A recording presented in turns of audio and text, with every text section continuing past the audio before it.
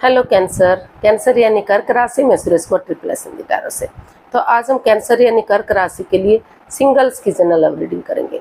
जो सिंगल है, विडो या विडोवर या डाइवोर्सी रहे हैं, रीजन चाहे कोई भी रहा है लेकिन अपने आप को सिंगल मानते हैं, या अभी तक उन्होंने शादी विवाह नहीं किया है, बिल्कुल कुंवारे हैं, या लव रिलेशनशिप में है, तो लव रिलेशनशिप एरिया को लेकर आपकी सिंगल्स के लिए हम रीडिंग देखेंगे। सबसे पहले देखेंगे करंट एनर्जी क्या है आपकी, और फिर देखेंगे नए पर्सन के रूप में एनर्जी क्या रहेगी। कोई नया पर्सन इन दिनों आपकी लाइफ में आ रहा है या नहीं आ रहा है, तो आ रहा है तो क्या एनर्जी रहेगी।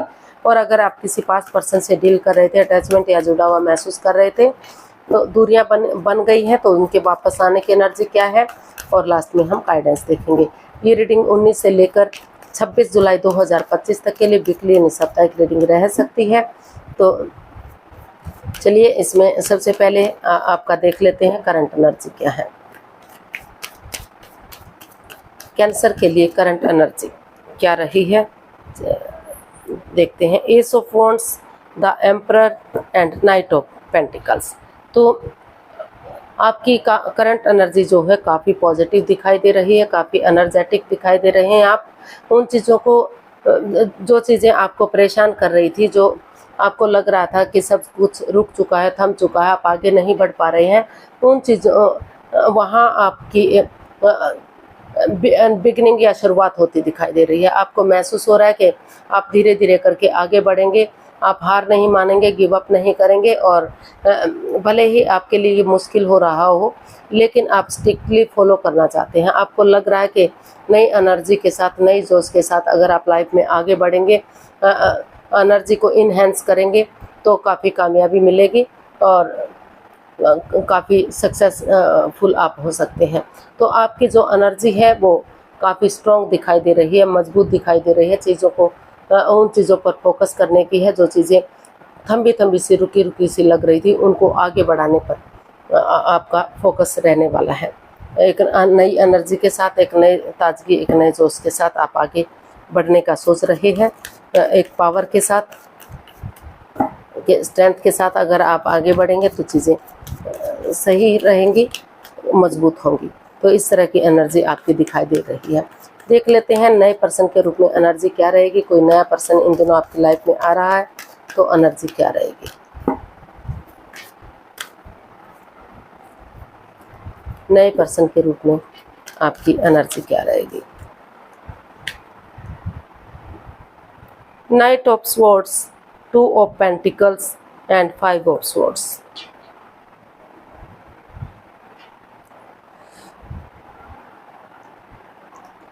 तो नए पर्सन की एनर्जी को लेकर आप अभी दुविधा में हैं। नए पर्सन को लेकर जगलिंग फेज में हैं।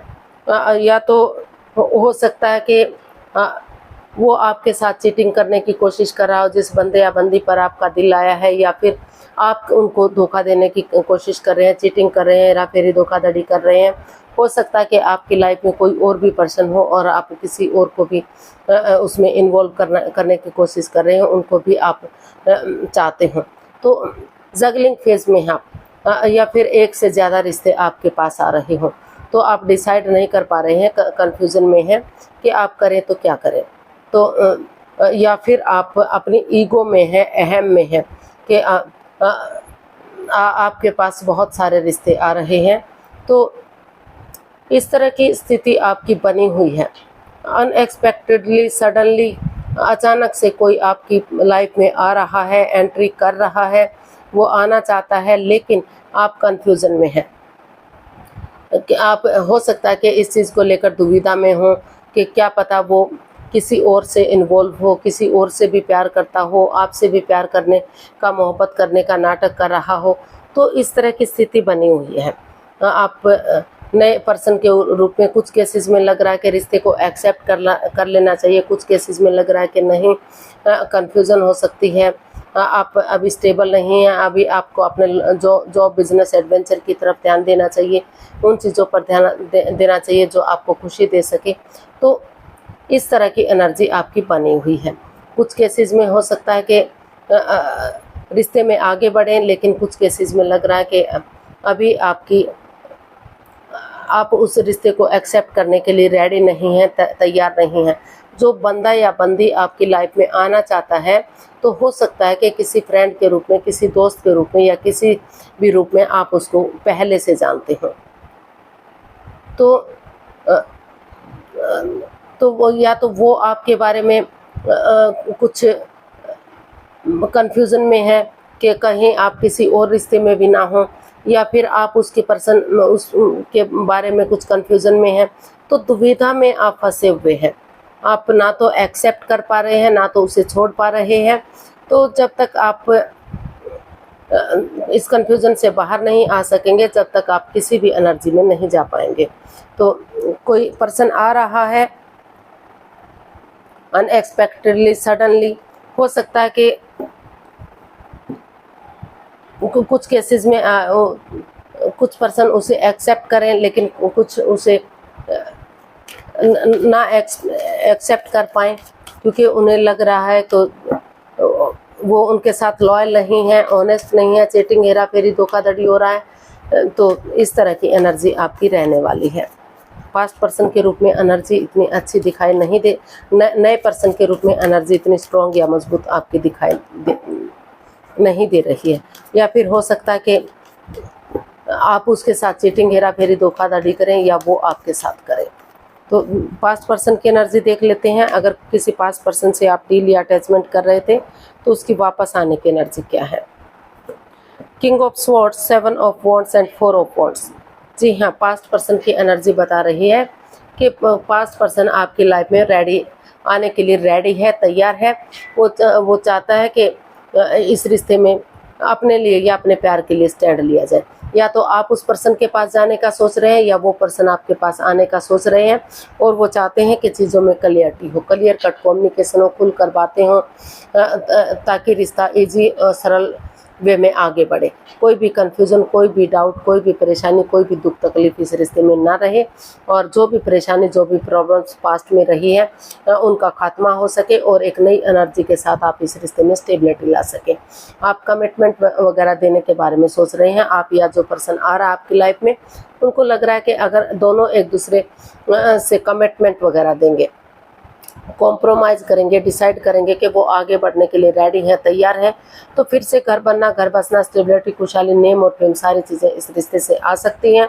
एक अच्छा पेयर, एक अच्छा जोड़ा बन सकता है, लॉन्ग लाइफ हो सकती है, स्टेबलेस्ट रिश्ता हो सकता है, और खुशियाँ आ सकती हैं। आगे जाकर सहनाइयाँ बच सकती हैं, शादी विवाह भी किया जा सकता है। तो इस पास्ट पर्सन की एनर्जी काफ़ी स्ट्रॉन्ग और मजबूत दिखाई दे रही है, लेकिन नए पर्सन की एनर्जी काफ़ी कंफ्यूजन वाली है। हो सकता है कि आप उनके साथ चीटिंग, हेरा फेरी, धोखाधड़ी करने की कोशिश कर रहे हैं, या वो आपकी भावनाओं के साथ खेलने की कोशिश कर रहा है। नए पर्सन के रूप में आ जरूर रहा है, लेकिन अनएक्सपेक्टेडली, सडनली, अचानक से उनका एंट्री हो सकती है, और उस चीज़ को लेकर आप उन चीज़ों को हैंडल ना कर पाए। तो गाइडेंस देख लेते हैं। गाइडेंस क्या रहेगी। तो पास्ट पर्सन की एनर्जी काफ़ी स्ट्रॉन्ग और मजबूत दिखाई दे रही है। या तो आप जाने का सोच रहे हैं, या वो आपके पास आने का सोच रहे हैं, ताकि रिश्ता स्टेबल हो सके, घर बनना, घर बसना, स्टेबिलिटी, खुशहाली, नेम और फेम हो सके। The moon, 8 of cups and page of swords.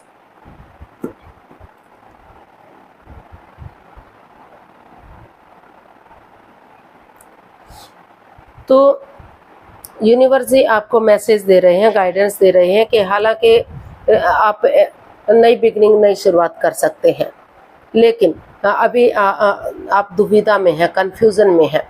तो जब तक आप पास्ट से पूरी तरह से उबर नहीं जाते, जो एंजाइटी, जो जिस स्ट्रेस से आप घिरे हुए हैं, जिसको लेकर आप प्रॉब्लम में हैं, तो पहले उन चीज़ों को लेट गो कर दीजिए, उन चीज़ों को अलविदा कर दीजिए, और अपने आप को हील कीजिए, अपने आप को मेडिटेट कीजिए, अपने आप को स्ट्रॉन्ग और मजबूत बनाइए।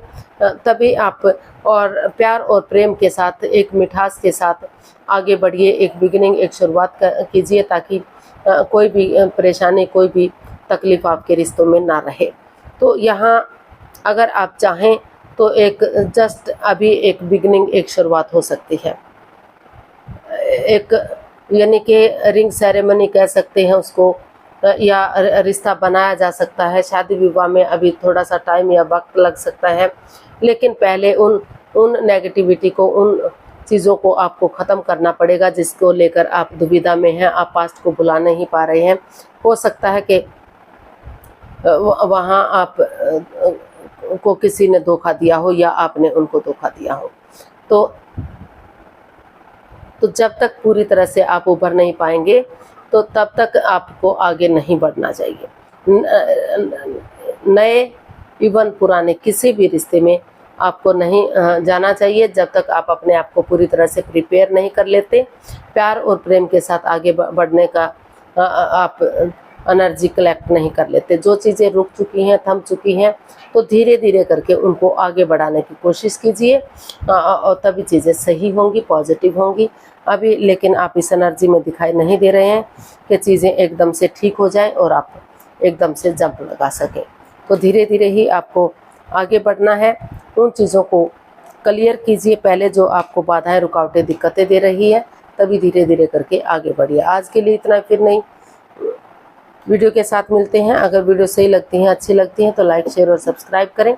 कमेंट्स करना ना भूलें, इससे मोटिवेशन मिलता है, आपको नोटिफिकेशन मिलता है, वीडियो बनाने में मदद मिलती है। तो जल्दी मिलते हैं नई वीडियो के साथ। तब तक के लिए हैप्पी रहें, खुश रहें। नमस्ते, थैंक यू सो मच।